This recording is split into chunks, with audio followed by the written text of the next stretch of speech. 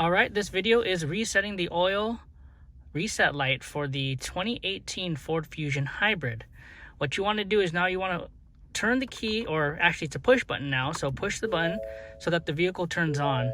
What you now want to do, since the hood is open, it's going to go through this whole menu. You're going to use the scroll here on this side right here, and you're going to push OK, and you're going to get into this screen right here for the information. When you get to the information screen, what you want to do is you want to cycle through till you get to this screen right here, which would be the information.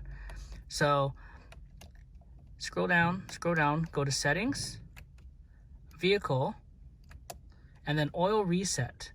And this will all be done here on this little up, down, left, right key indication right here. Go to oil reset, and you're going to hit the right arrow again. So basically you're just sliding it over. And now you can set to whatever you want. So if you've been driving it a while and you forgot to reset it, you can set it to 90, you can set it to 80, you can set it to whatever you like. We just did the oil right now, so I'm going to hit the reset. It's going to ask you to hold the OK. Hold the OK, and it's going to say resetting right there. Reset complete, and that's it. So you can start the vehicle up. It's a hybrid, so you're not going to hear anything, and it says ready to drive, and you have no more lights.